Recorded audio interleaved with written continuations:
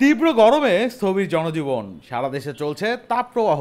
এর মধ্যে এলো চরম দুঃসংবাদ। দেশের উপর দিয়ে চলমান তাপপ্রবাহ আরো 3 দিন বা 72 ঘন্টা অব্যাহত থাকবে বলে জানিয়েছে আবহাওয়া অফিস। আর জলীয় বাষ্পের আধিক্যের কারণে জনজীবনে অস্বস্তি আরও বাড়বে। বৃহস্পতিবার সারা দেশে ফের 3 দিনের হিট অ্যালার্ট জারি করেছে আবহাওয়া অধিদপ্তর। এ নিয়ে চলতি মাসে চতুর্থবারের মতো হিট অ্যালার্ট জারি হলো। বিশেষ করে এক সপ্তাহে দুবার হিট অ্যালার্ট জারি করলো আবহাওয়া অফিস। আবহাওয়া অফিস বলছে, আগামী 3 দিন দেশের আকাশ অস্থায়ীভাবে আংশিক মেঘলা সহ আবহাওয়া প্রধানত শুষ্ক থাকবে। তবে চট্টগ্রাম ও সিলেট বিভাগের দু এক জায়গায় অস্থায়ী ঝোড়ো হাওয়া সহ বৃষ্টি ও বজ্রসহ বৃষ্টি হতে পারে। কোথাও কোথাও বিক্ষিপ্তভাবে হতে পারে শিলাবৃষ্টি।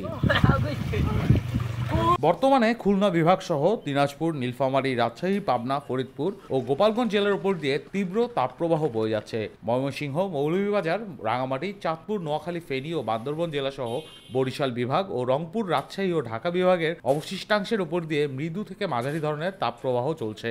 আগামী রোববার সকাল 9টা পর্যন্ত তাপপ্রবাহ অব্যাহত থাকতে পারে বলে জানিয়েছে আবহাওয়া অফিস। এর আগে 3 দফা হিট অ্যালার্ট জারি করেছিল আবহাওয়া অধিদপ্তর। চলতি মাসে টানা তাপপ্রবাহ চলছে। আবহাওয়া অধিদপ্তরের রেকর্ড বলছে, বৃহস্পতিবার দেশের 22টি স্টেশনে সর্বোচ্চ তাপমাত্রা ছিল 38.1 থেকে 42 ডিগ্রি সেলসিয়াসের কাছাকাছি। রুমান্তুর্য, খবর সংযোগ।